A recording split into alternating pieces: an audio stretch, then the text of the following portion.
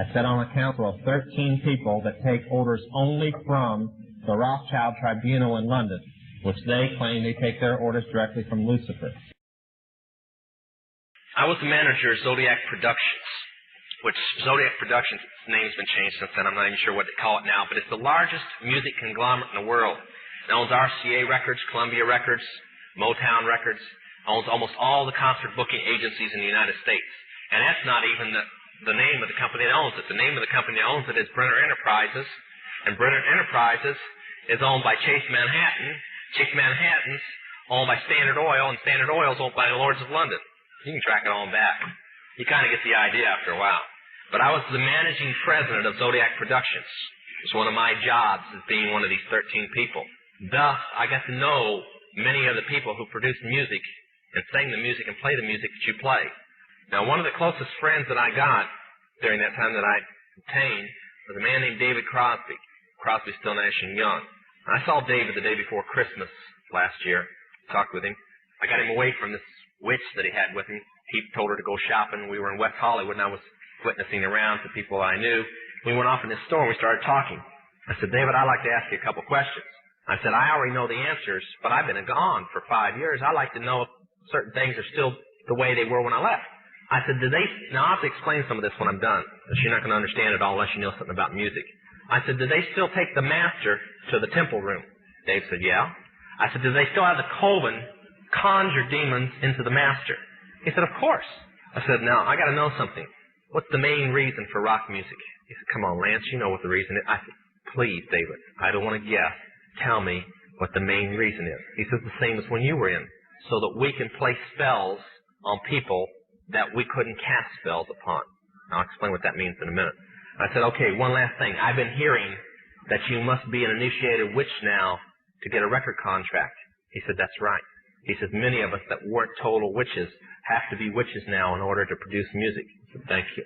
The master is a tape about as big as the top of this podium that looks like an overgrown 8-track that the album is cut on and is placed in a machine that produces and presses the records and the 8-tracks and cassettes that you buy. After it's been recorded, it's taken in. This is why a master is cut months in advance before it's released.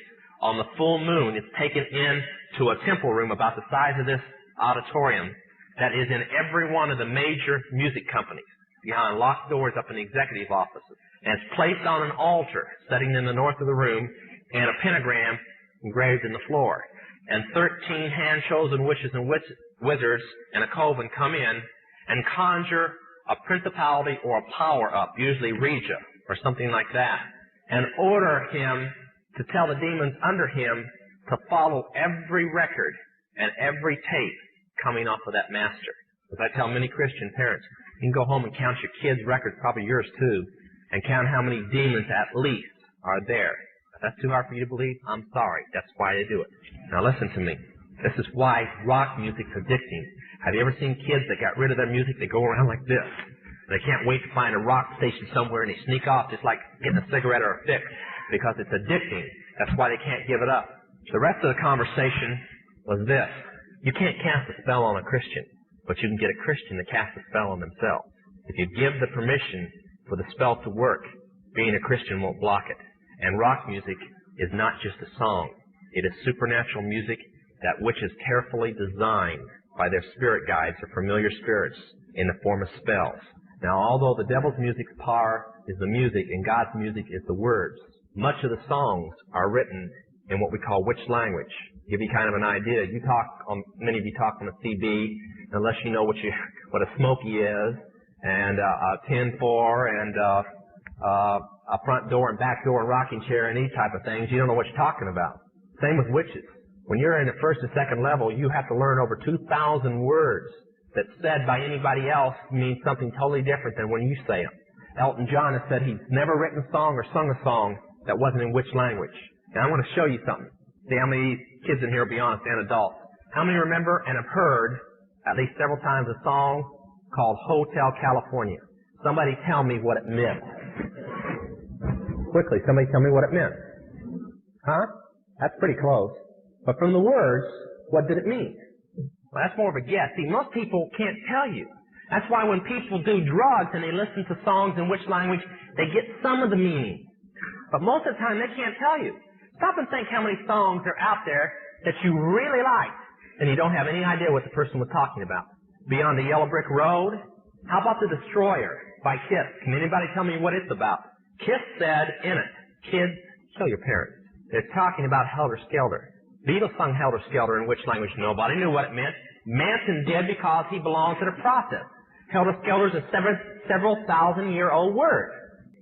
Most of the music is either about Helter Skelter or a place called the Night Winds, which is what Hotel California is about, and different doctrines of witchcraft. You listen to them, your parents let you listen to them, and they have no idea. Kiss openly bragged how they were gaining control of people through their music because the people played their music. They told how they didn't form their own group. Their church, because they were ordained ministers of the Satanist church, placed them together. And that's how most of the music is done. David Crosby, when him and Crosby, Still, Nash & Young produced the record Two-Way Street, they ordered the principality of Medici to order demons of rebellion to go into the record, and everybody that heard it would be rebellious against law and order and government. And it was one of the reasons for the great upheaval in the 60s was that one album, and they take open credit for it.